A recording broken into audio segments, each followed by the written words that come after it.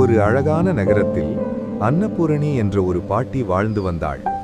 அவள் தனது கணவருடன் பல வருடங்கள் மகிழ்ச்சியாக வாழ்ந்தாள். ஆனால் ஒரு நாள் அவளின் கணவர் இந்த உலகத்தை விட்டு பிரிந்தார். அந்த நாளிலிருந்து நகர வாழ்க்கை அவளுக்கு வெறுப்பாகிவிட்டது. அங்குள்ள சத்தமும் தனிமையும் அவளின் மனதை காயப்படுத்தியது.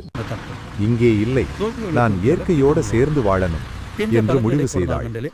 அவள் நகரத்தை விட்டு வெளியேறி ஒரு அழகான கிராமத்தின் அருகே பசுமை நிறைந்த நிலம் வாங்கி ஒரு சிறிய வீட்டை கட்டி விவசாயம் செய்து அமைதியாக வாழ ஆரம்பித்தாள். அவள் தினமும் நெல், காய்கறி, கீரை, பழங்கள் வளர்த்தாள். ஆனால் அவள் அந்த விளைச்சலை தன் பயன்பாட்டுக்கு மட்டும் வைத்து கொள்ளவில்லை. வீட்டின் முன்பு வரும் பறவைகள், மான்கள், முயல்கள், அணில், நரி, எல்லா உயிர்களுக்கும் உணவு வைத்தாள். உயிரெல்லாம் ஒன்றுதான் என்று அவள் நம்பினாள். அதனால் எல்லா உயிர்களும் அவளை மிகவும் நேசித்தன.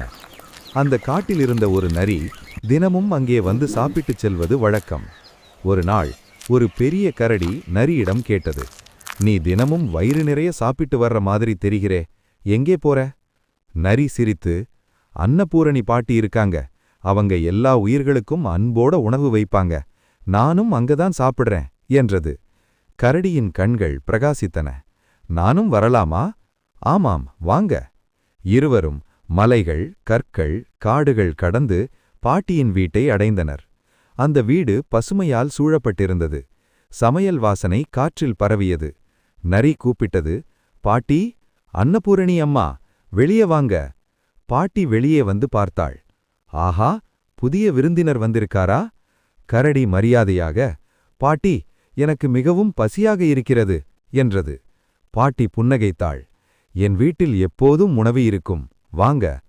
அவள் வாழை இலையை போட்டு வெள்ளை சாதம், சாம்பார், உருளைக்கிழங்கு பொரியல், கீரை, வடை, பாயசம் எல்லாம் வைத்து கொடுத்தாள். கரடி வாழ்நாளில் இப்படி ஒரு சுவையான உணவை சாப்பிட்டதே இல்லை. அதன் மனம் மகிழ்ச்சியால் நிரம்பியது. பாட்டி, நான் இங்கேயே தங்கலாமா?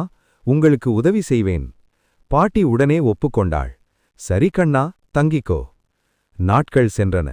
ஆனால் மெதுவாக கரடியின் மனதில் பேராசை வளர ஆரம்பித்தது. இந்த உணவு எல்லாம் எனக்கு மட்டும் கிடைத்தால் என்று நினைத்தது. அது மற்ற உயிர்களை பயமுறுத்தி விரட்ட ஆரம்பித்தது. பறவைகள் வரவில்லை, முயல்கள் வரவில்லை, நரி கூட வரவில்லை. பாட்டி கவலையடைந்தாள். ஏன் எல்லாரும் வரமாட்டேங்கிறாங்க? கரடி போய் சொன்னது. அவங்க வேற இடத்துக்கு போயிருப்பாங்க. பாட்டி நம்பினாள். ஆனால் அவள் மனம் வலித்தது. ஒரு நாள் பாட்டி வீட்டின் பின்னால் சென்றபோது கரடி நரியிடம் கோபமாக கத்துவது கேட்டாள். இங்கே வராதே, இந்த உணவு எல்லாம் எனக்கு மட்டும்தான். அந்த வார்த்தைகள் பாட்டியின் இதயத்தை காயப்படுத்தின. அவள் அமைதியாக ஒரு முடிவு செய்தாள். அடுத்த நாள் அவள் மிகப்பெரிய விருந்து செய்தாள். Chicken soup, mutton biryani, chicken biryani, chicken வறுவல், தேனும் காய்கறி சூப்பும், மேசை முழுவதும் உணவு. கரடி மகிழ்ச்சியில் மூழ்கியது. பாட்டி, இவ்வளவு உணவா? பாட்டி சிரித்தாள். இது எல்லாம் உனக்குத்தான். கரடி பேராசையுடன் எல்லாவற்றையும் சாப்பிட்டது. வயிறு நிரம்பியும் நிறுத்தவில்லை. இறுதியில் அதன் வயிறு வலிக்க ஆரம்பித்தது. பாட்டி, காப்பாத்துங்க. பாட்டி அனைத்து உயிர்களையும் அழைத்தாள். அவை மருத்துவ இலைகளை கொண்டு வந்தன. பாட்டி கஷாயம் செய்து கொடுத்தாள். சிறிது நேரத்தில் கரடி நலம் பெற்றது. அது கண்ணீர் விட்டது. நான் தவறு செய்தேன், என்னை மன்னியுங்கள். பாட்டி அதன் தலையை தடவினாள். கண்ணா, பகுத்துண்டு பல்லுயிர் காக்க வேண்டும். அந்த நாளிலிருந்து கரடி மாறியது. அனைத்து உயிர்களும் மீண்டும் வந்தன. பாட்டியின் வீடு மீண்டும் மகிழ்ச்சியால் நிரம்பியது.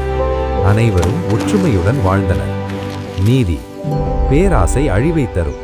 பகிர்ந்து வாழ்ந்தால்தான் உண்மையான மகிழ்ச்சி கிடைக்கும்.